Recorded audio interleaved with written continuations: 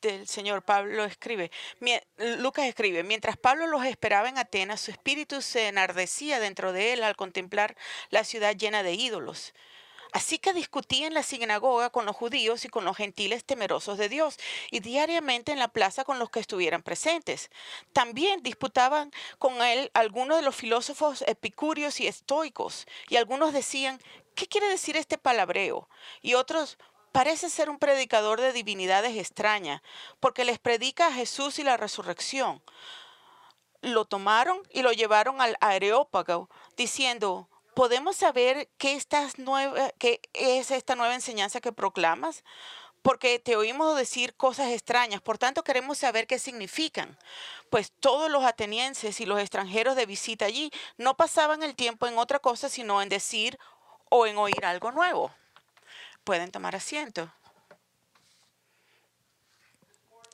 Esta mañana, mientras que reanudamos nuestro estudio, continuamos el estudio en Hechos, hemos llegado a estos versículos fascinantes que nos cuentan sobre uno de los episodios más fascinantes que es la historia de la visita del apóstol Pablo a la ciudad de Atenas. Y lo que hace que esta historia sea tan fascinante es que fue durante su tiempo en Atenas que Pablo predicó un sermón notable a los más grandes intelectuales de su época, los filósofos de Atenas.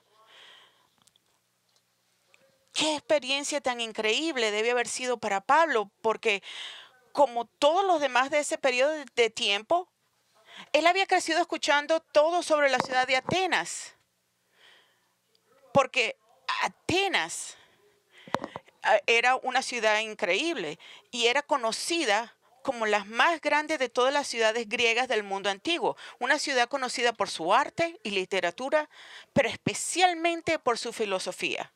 Con respecto a los Atenas del día de Pablo, un erudito escribió, Atenas había sido la principal ciudad-estado griega del siglo V a.C. Incluso después de su incorporación al Imperio Romano, conservó una orgullosa independencia intelectual y también se convirtió en una ciudad libre. Se jactaba de su rica tradición filosófica heredada de Sócrates, Platón y Aristóteles, de su literatura y arte y de sus notables logros en la causa de la libertad humana. Incluso si en los días de Pablo vivía de su gran pasado y era una ciudad comparativamente pequeña según los criterios modernos, todavía tenía una reputación inigualable como la metrópolis intelectual del imperio. Y fue esta reputación de ser el metrópoli intelectual del imperio romano lo que hace que el ministerio de Pablo aquí en Atenas sea tan significativo. Verán, hasta este punto en el libro de los Hechos, la mayoría de los sermones que Lucas ha registrado son dados por Pedro o Pablo y fueron dados al público judío y por lo tanto tienen un sabor judío con muchas referencias a las escrituras del Antiguo Testamento. El único sermón sobre el que hemos leído que Lucas reporta, dado a una audiencia completamente gentil, fue el sermón que Pablo dio a la gente de Listra en Hechos 14. Entonces, el sermón de Pablo a los filósofos de Atenas es solo el segundo en Hechos, dirigido exclusivamente para gentiles paganos. Pero aunque estos dos sermones fueron dados a los gentiles, son completamente diferentes y la razón de esto es que la gente de Listra no tenían educación ni cultura. Por la mayoría de las personas no tenían ninguna educación, no estaban refinados. Esto no es el caso aquí de los filósofos de Atenas, porque estos son hombres, eran los hombres considerados los más educados, cultos y conocedores de su tiempo. Y es precisamente por eso que Lucas registra este sermón aquí, en el capítulo 17. Ustedes ven, a la luz del hecho de que el propósito principal de Lucas en el libro de los Hechos es mostrarnos cómo se extendió el Evangelio a través del vasto imperio romano, impactando las vidas de diferentes grupos de personas con diferentes orígenes sociales, diferentes niveles educativos y diferentes refinamientos culturales. Su objetivo específico al contarnos sobre el ministerio de Pablo en Atenas es mostrarnos que el mensaje del Evangelio es tanto para los intelectuales como para el hombre común en la calle. El mensaje del Evangelio es el mismo para todos, porque la necesidad del hombre de salvación en Cristo nunca cambia, independientemente de lo mundano o sabio que pueda ser.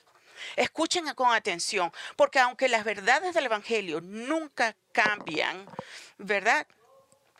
Estas verdades no cambian, no, nunca las debemos alterar. Deben ser presentadas a las personas de una manera como lo expresó un escritor, en una manera en que ellos se puedan relacionar. Dice, en una manera que es sensible a los antecedentes, el nivel de comprensión y las capacidades de su audiencia. Y eso es exactamente lo que vemos a Pablo hacer en su sermón a los filósofos en Atenas. Sabiendo que su cultura se basó en la adoración de ídolos, así como en falsos puntos de vista filosóficos, el apóstol les comunica magistralmente el Evangelio de una manera que aborda su falsedad e ignorancia y les muestra su necesidad de Jesucristo y la verdad acerca de la salvación que Él ofrece. Y lo que esto nos dice es que cuando nosotros le presentamos el Evangelio a alguien, como les dije, no debemos cambiar el contexto o el texto, aunque nunca debemos cambiar ese contenido del mensaje de salvación, independientemente de a quién le estamos dando este testimonio. Necesitamos comprender algo de la forma de pensar de las personas con las que estamos hablando, su perspectiva de la vida, su visión del mundo, para poder comunicar el mensaje de salvación de manera que puedan entenderlo y relacionarse con él. Y al hacerlo, les mostramos el error de sus caminos, las falacias de las creencias sobre las que han construido su vida, o sea, las mentiras sobre las que han construido su vida, y que Cristo es pura verdad y el único en quien pueden depender y confiar para su salvación. Eso es exactamente lo que encontramos a Pablo aquí haciendo en su sermón a los hombres de Atenas. Desafía su visión del mundo de los ídolos y su filosofía de la vida, ya que presenta una imagen clara de quién es Dios, quién es el hombre y por qué necesitan a Jesucristo como su Señor y Salvador. Pero, sin embargo, antes de que Lucas nos dé el sermón de Pablo, primero nos cuenta sobre la llegada del apóstol a la ciudad de Atenas y cómo llegó a estar en una situación que le dio a él la oportunidad de dar un sermón a los filósofos de esta ciudad. Entonces, esta mañana queremos seguir las actividades de Pablo en la ciudad de Atenas, que lo llevaron a estar de pie ante estos gigantes intelectuales en esta gran ciudad y predicarse el Evangelio. Y si Dios quiere, la próxima semana estudiaremos el sermón en sí.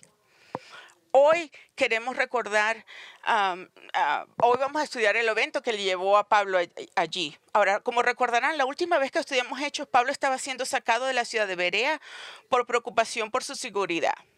Leemos en Hechos 17, pero el versículo 13, pero cuando los judíos de Tesalónica supieron que la palabra de Dios había sido proclamada por Pablo, también en Berea, fueron también allá para agitar y alborotar a las multitudes. Entonces los hermanos inmediatamente enviaron a Pablo para que se fuera hasta el mar, pero Silas y Timoteo se quedaron allí, se quedaron en Berea. Los que conducían a Pablo los llevaron hasta Atenas y después de recibir órdenes de que Silas y Timoteo se unieran a él lo más pronto posible, partieron. Entonces, Lucas nos dice que por temor a este grupo de incrédulos judíos enojados atacaran e hirieran a Pablo, entonces algunos de los hermanos que viven en Berea lo enviaron lejos de su ciudad y lo llevaron a Atenas, donde lo dejaron y entonces estos regresaron a su casa.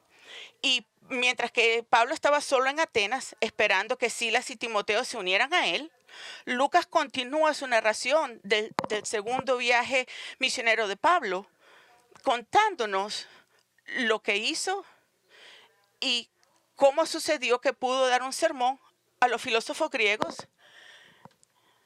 Entonces, vamos a comenzar donde lo dejamos, en el versículo 16. Mientras Pablo los esperaba en Atenas, su espíritu se enardecía dentro de él al contemplar la ciudad llena de ídolos. Lo primero que nos dice Lucas sobre el tiempo de Pablo en Atenas es que mientras caminaba y observaba todos los ídolos que llenaban esta ciudad, su espíritu estaba enardecido. Lo que Lucas quiere decir al decir que el espíritu de Pablo estaba enardecido es que el apóstol Pablo estaba enojado, incluso hasta el punto de enfurecerse. Y la razón de su enojo fue porque mientras él caminaba y se movía por la ciudad visitando todos los sitios, chequeando los sitios de donde que él creció escuchando, vio que era una ciudad llena de ídolos. Es decir, había estatuas de dioses y diosas por todo el lugar. Ahora, la idolatría gentil no era nuevo para Pablo.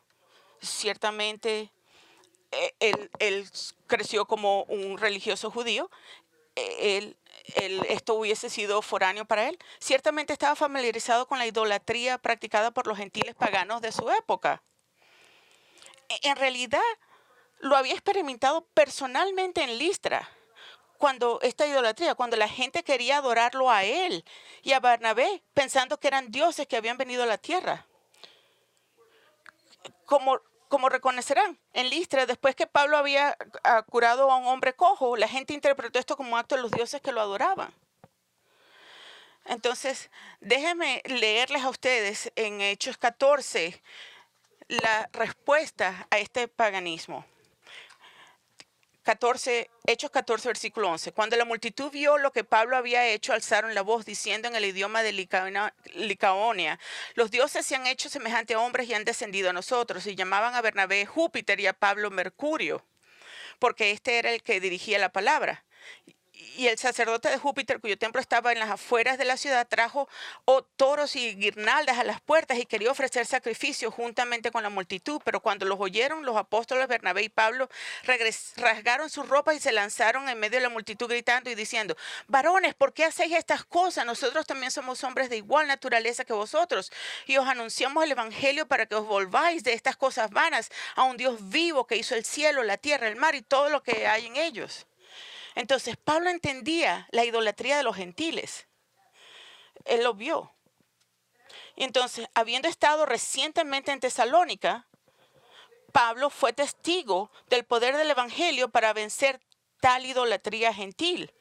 Porque, como les dice en su primera carta a ellos acerca de estos nuevos creyentes, quienes se habían convertido en los ídolos para servir a Dios, el Dios vivo y verdadero. Pero a pesar de estar familiarizado con la idolatría pagana gentil, él nunca había experimentado algo como lo que experimentó en Atenas. La Atenas de ese día, que tenía una población de aproximadamente 10,000 personas, y entiendan esto y noten esto, tenían 30,000 estatuas de dioses y diosas. Fue una ciudad impregnada de ídolos. De hecho, la palabra griega que Lucas usa para hablar de la ciudad como llena de ídolos se usó en la literatura antigua para hablar de algo que está debajo de otra cosa, en el sentido de estar cubierto por ella. Entonces, lo que Lucas nos está diciendo es que la ciudad de Atenas estaba cubierta de ídolos, estaba llena de ídolos. Es más, los ídolos habían abrumado y sofocado esta ciudad. Entonces, no es de extrañar que un escritor antiguo escribiera que era más fácil encontrarse con un dios o una diosa en Atenas que conocer a un hombre. Atenas era una ciudad completamente entregada al culto de las deidades falsas, y eso es lo que enfureció tanto a al pastor Pablo. Y la simple verdad es que Pablo odiaba la idolatría, no solo porque él era un judío que creció creyendo que solo había un Dios, sino especialmente porque él es cristiano y entendía que la adoración de ídolos era una afrenta a Dios, porque le habían robado a Dios de su gloria. Verás, al ser provocado en su espíritu, Pablo sentía el mismo tipo de ira justa que Dios siente cuando dice que es un Dios celoso. Celoso porque hay rivales al derecho de él a ser como el único digno de ser adorado. con respecto a su derecho exclusivo a ser adorado y alabado, dice el Señor en Isaías 42:8, yo soy el Señor, ese es mi nombre, mi gloria a otro no daré, ni mi alabanza a imágenes talladas. Y acerca de sus santos celos, en Deuteronomio 6, versículo 13 al 15, dice, temerás solo al Señor tu Dios y a Él adorarás y jurarás por su nombre. No seguiréis a otros dioses, a ninguno de los dioses de los pueblos que os rodean, porque el Señor tu Dios que está en medio de ti es Dios celoso. No sea que se encienda la ira del Señor tu Dios contra ti y Él te borre de la faz de la tierra. Miren, los celos no siempre son una respuesta pecaminosa. De lo contrario, Dios nunca estaría celoso. Los celos son solo pecaminosos cuando están motivados por nuestro orgullo pecaminoso, porque nos molesta que alguien sea mejor que nosotros o que tenga algo mejor que lo que tenemos. Es pecaminoso porque está motivado por un deseo de promocionarnos por encima de los demás, para que se nos considere exaltados y mejores de los que realmente somos. Porque en la realidad es que no somos más que simples pecadores que merecen la ira y el juicio de Dios. Pero los celos son una emoción justa cuando se trata de resentir a alguien que da su lealtad total y exclusiva a alguien que no sea Dios. Este tipo de celos no está impulsado por nuestro orgullo pecaminoso, sino que está motivado por nuestro deseo de que Dios sea visto por quien es Él, el exaltado y el único digno de ser adorado. Estos fueron los celos que Elías el profeta sintió durante un tiempo de la apostasía de Israel, cuando la mayor parte de la nación se había entregado a la adoración de Baal. Y entonces Elías dijo en Primera de Reyes 19:10, y él respondió, he tenido mucho celo por el Señor, Dios de los ejércitos, porque los hijos de Israel han abandonado tu pacto, han derribado tus altares y han matado a espadas tus profetas. He quedado yo solo y buscan de mi vida para quitármela. Aunque Elías estaba equivocado acerca de ser el único en Israel que se había mantenido fiel a Dios, él no estaba equivocado al ser celoso porque Dios estaba siendo deshonrado por su propia nación con la que hizo el pacto. Este es exactamente el tipo de ira celosa que siente Pablo ahora, mientras camina él por las calles de Atenas y ve la ciudad llena de ídolos paganos. Ahora, quiero parar aquí por unos minutos para abordar una verdad importante sobre la respuesta de Pablo a los ídolos de Atenas. Entonces, como mencioné anteriormente, de niño Pablo habría crecido escuchando sobre todo sobre la gloria, el resplandor y el esplendor de Atenas. Su historia de la democracia, sus edificios, sus monumentos, sus arquitectos, sus hermosas esculturas artísticas de dioses y diosas griegas. Pablo creció leyendo y oyendo acerca de esto, pero finalmente está allí en Atenas, en la ciudad de la que ha oído hablar toda su vida. Pero en lugar de estar impresionado con el magnífico arte de Atenas, lo que golpeó a Pablo y lo afligió enormemente y lo enojó fue que esta ciudad estaba llena y rebosando de ídolos. John Stott en su comentario sobre Hechos, describe lo que Pablo habría visto al caminar por las calles de Atenas. Esto dice John Stott. Había innumerables templos, santuarios, estatuas y altares. En el Partenón se encontraba una enorme estatua de oro y marfil de Atenea, cuya brillante punta de lanza era visible a 40 millas de distancia. En otros lugares había imágenes de Apolo, el patrón de la ciudad, de Júpiter, Venus, Mercurio, Baco, Neptuno, Diana, Esculapio. Todo el panteón griego estaba allí, todos los dioses del Olimpo. Y ellos eran hermosos. Estaban hechos no solo de piedra y latón, sino de oro, plata y marfil y mármol. Y habían sido elegantemente diseñados por los mejores escultores griegos. No hay necesidad de suponer que Pablo era ciego a sus bellezas, pero la belleza no le impresionó ni honraba a Dios, el Padre y al Señor Jesucristo. En cambio, estaba oprimido por el uso idólatra al que estaba poniendo la creatividad artística dada por Dios a los atenienses. Esto es lo que vio Pablo, una ciudad sumergida en sus ídolos. Y esto es lo que lo molestó profundamente a Pablo.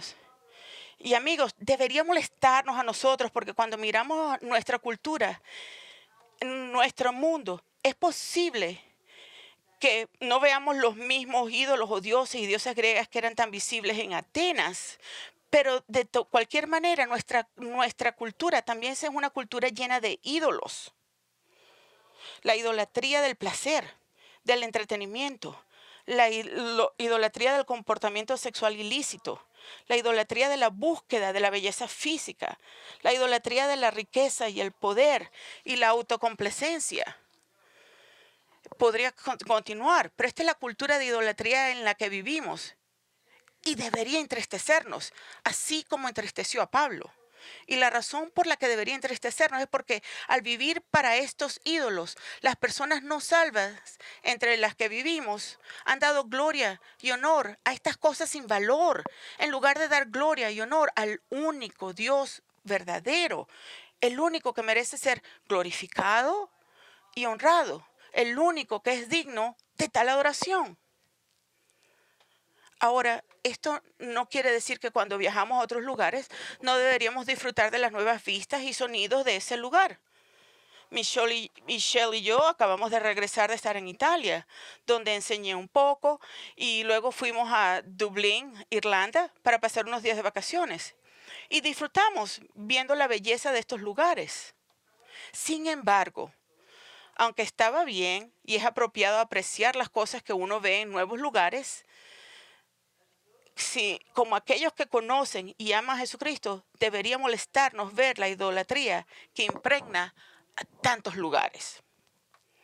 Mientras estudiaba este pasaje de las Escrituras esta semana y había meditado y pensado en la reacción de Pablo a la idolatría de Atenas, estoy personalmente convencido de que no me molestó como me debería haber molestado ver la idolatría de la ciudad de Dublín.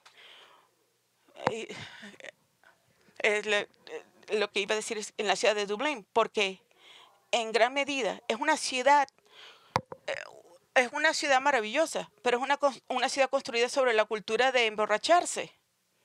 Muchas de sus canciones folclóricas, si no todas, reflejan la embriaguez de una manera muy alegre y están muy orgullosos del hecho de que Guinness Brewery es su industria de marca reconocida de cerveza.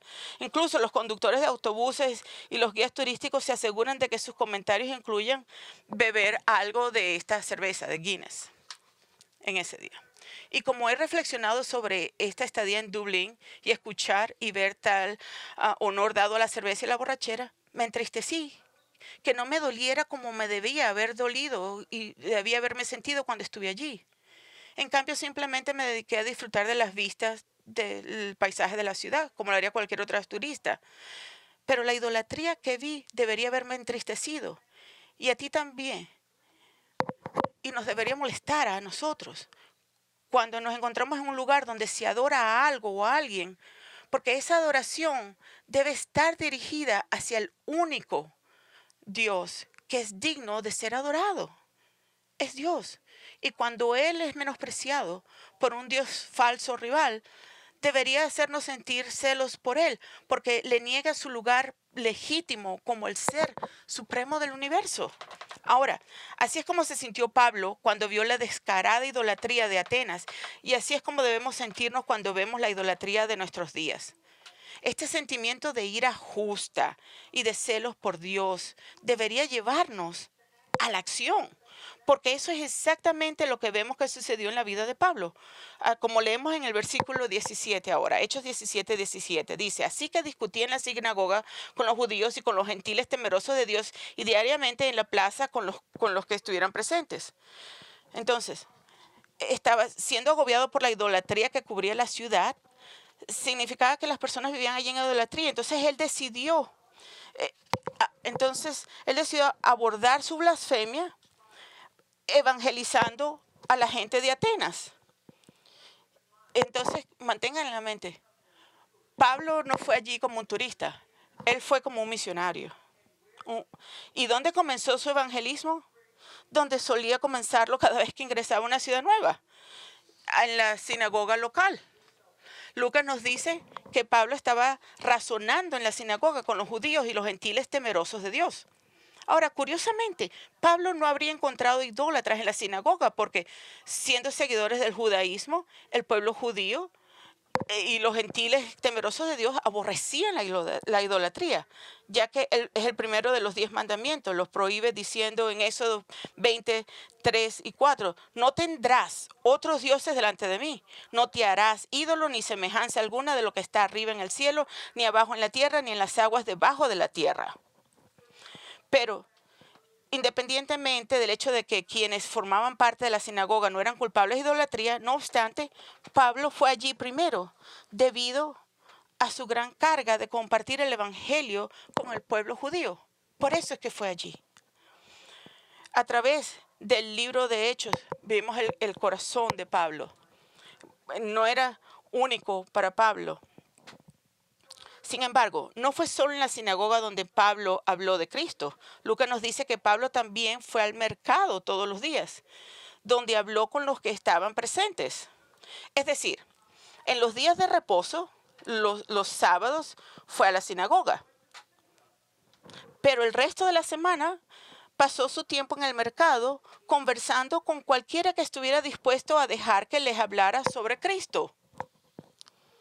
Verán, el mercado en Atenas era el famoso ágora, que no solo era un lugar para comprar alimentos y otras mercancías necesarias, sino también el centro de la ciudad, el lugar más importante de la ciudad, el lugar donde los maestros y filósofos se reunían para compartir sus pensamientos e ideologías. Y fue mientras Pablo estaba conversando con algunos de los filósofos locales en el ágora que atrajo la atención de dos principales escuelas de pensamientos filosóficas de Atenas. Y Lucas nos cuenta esto en el versículo 18. Y también disputan con él algunos de los filósofos epicúreos y estoicos, y algunos decían, ¿qué quiere decir este palabrero? Y otros parece ser un predicador de divinas extrañas, porque las predicaba a Jesús y la resurrección. Entonces, Lucas dice que entre los que conversaban con Pablo en el mercado, habían filósofos epicúreos y estoicos. Entonces, ¿quiénes eran los epicúreos y los estoicos y en qué creían? Bueno, estas eran, como les dije, eran dos escuelas populares de filosofía griega y ellos mantenían puntos de vista muy diferentes. Básicamente, los epicúreos creían que el objetivo principal en la vida era el placer, y que el mayor placer se encontraba en su estilo de vida simple que buscara evitar el dolor.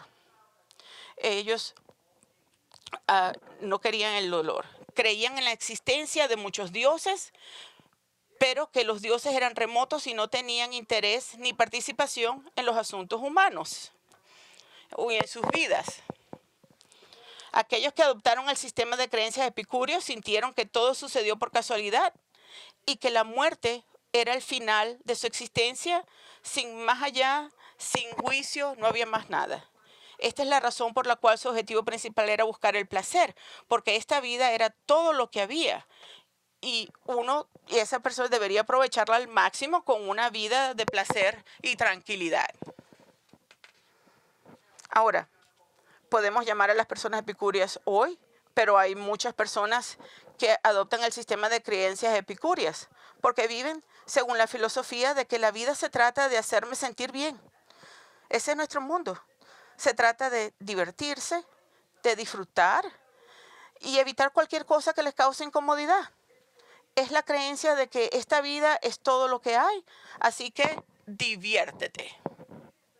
Y todo pasa en la vida por casualidad. Es un comercial de cerveza, dice que solamente pasamos por la vida una vez. Esa es la filosofía epicúrea. No, los estoicos tenían una visión del mundo y un sistema de creencias muy diferente. Y a diferencia de los epicúreos, creían que todo sucedía por casualidad. ¿Ya? Los estoicos creen que todo lo que sucedía por un curso fijo de la naturaleza, que nada podía cambiar.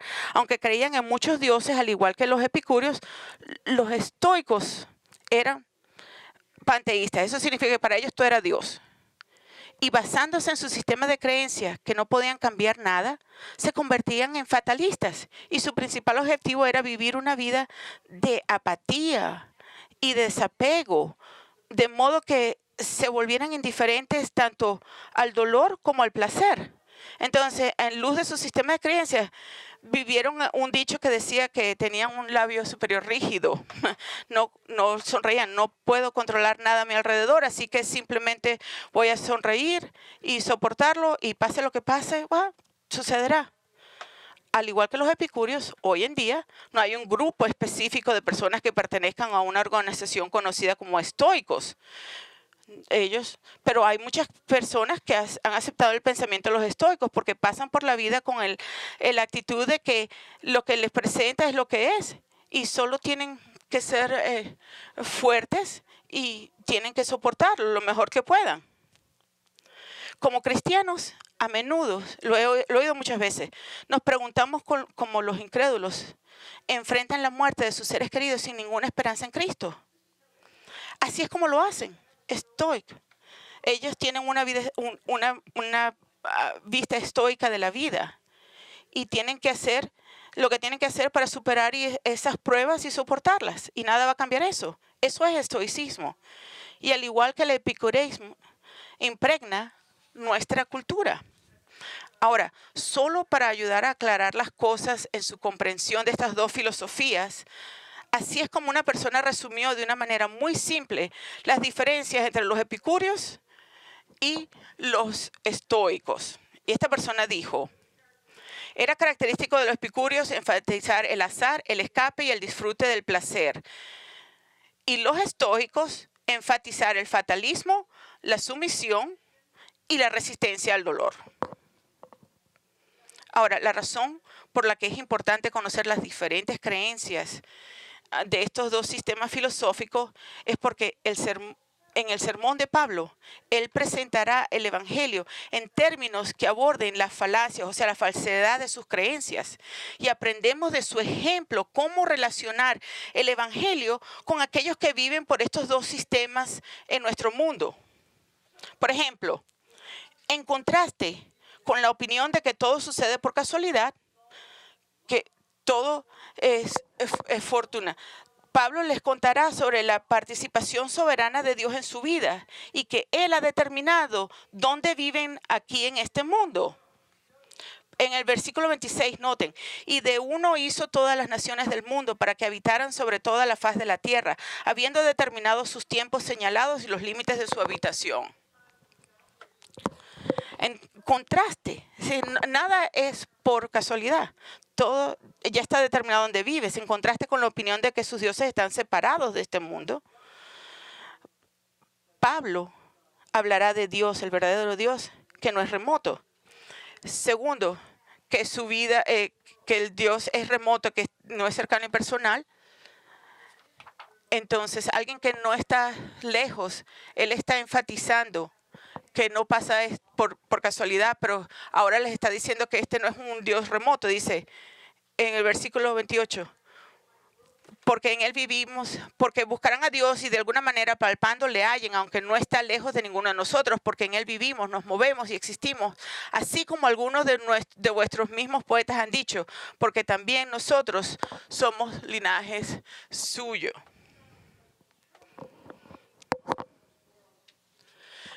Él no solamente está envuelto, Dios está envuelto en este mundo, Él está cerca. En contraste con la creencia de que no hay vida después de la muerte, ni juicio después de la muerte, Pablo les dirá que necesitan arrepentirse de su pecado, porque Dios juzgará al mundo. En los versículos 30 y 31 dice, por tanto, habiendo pasado por altos los tiempos de ignorancia, Dios declara ahora a todos los hombres en todas partes que se arrepientan. Porque Él ha establecido un día en el cual juzgará al mundo en justicia por medio de un hombre a quien ha designado, habiendo presentado pruebas a todos los hombres al resucitarle de entre los muertos. Hay un juicio, va a haber un juicio. Y por eso es la necesidad de arrepentimiento. Entonces, los epicúreos y los estoicos tenían opiniones muy fuertes sobre cómo veían la vida. Pero ambos estaban mal, estaban retorcidos en todos. Y Pablo abordará brillantemente sus falacias filosóficas en su próximo sermón. Pero primero tenemos que ver cómo Dios orquestó los eventos que llevaron a Pablo a darles un sermón. Entonces, si bien estos dos sistemas filosóficos tenían una visión muy diferente de la vida, no se estaban de acuerdo en nada.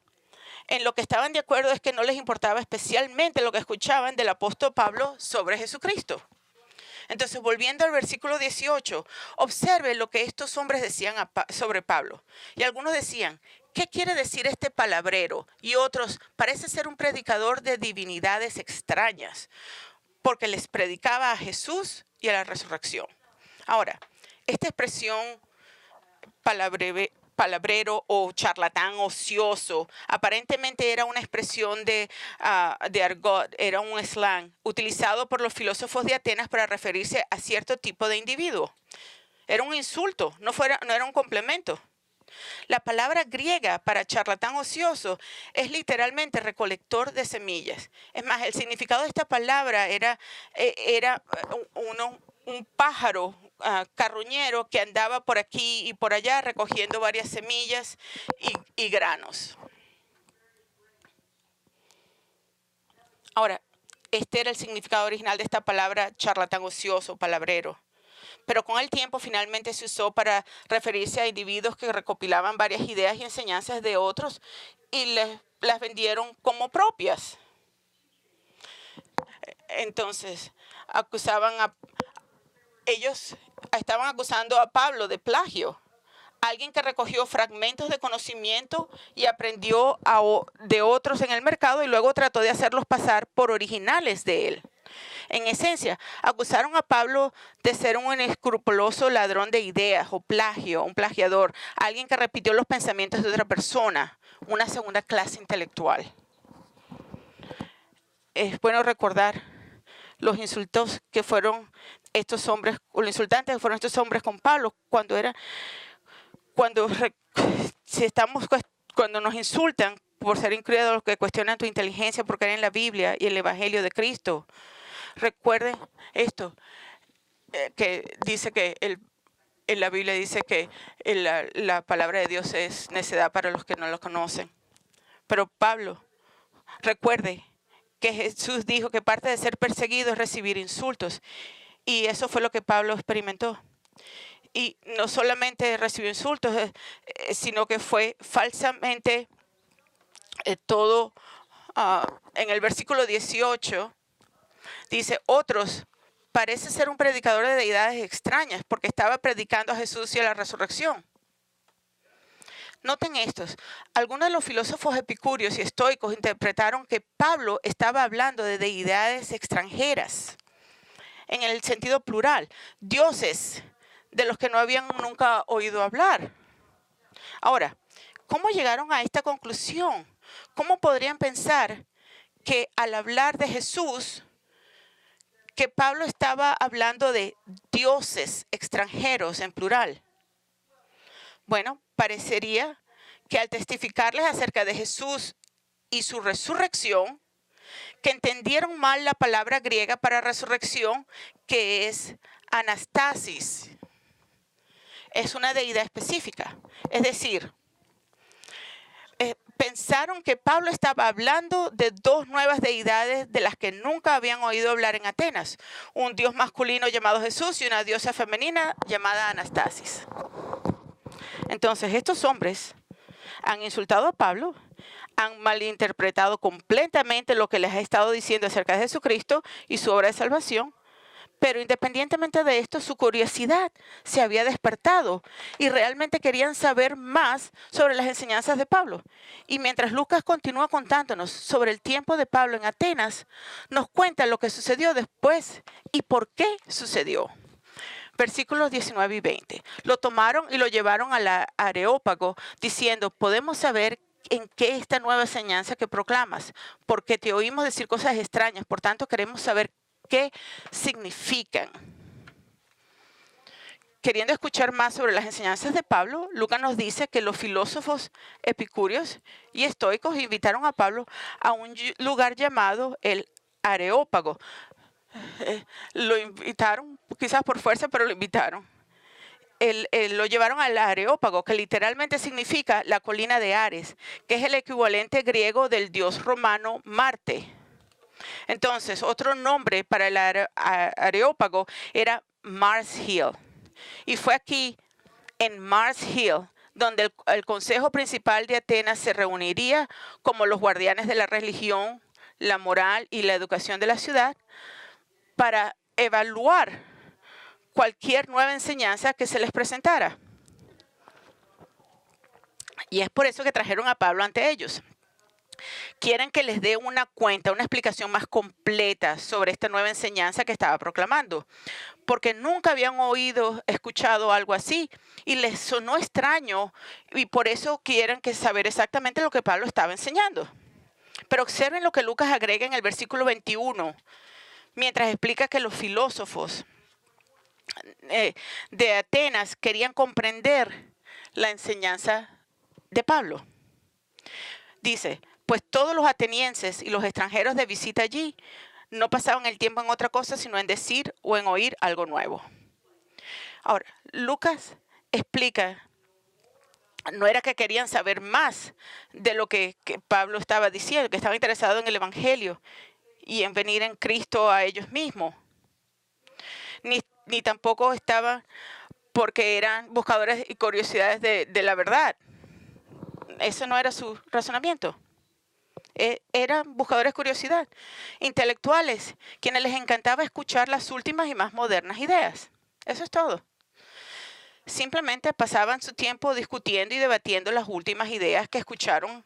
Es decir, eran profesores y estudiantes que no hacían más que hablar sobre las últimas teorías filosóficas que habían aprendido de extraños. Esto simplemente querían discutirla. Eso era todo lo que querían hacer. Y es exactamente por lo que querían saber de Pablo. Al escuchar una enseñanza de él que nunca habían escuchado de nadie, querían saberlo para poder discutirlo y debatirlo entre ellos mismos. Simplemente por discutirlo. No era que sabían exactamente por qué querían que él hablara y explicara sus enseñanzas. Pero independientemente de los motivos tontos de estos hombres, Pablo iba a aprovechar esta oportunidad para predicarles a Cristo.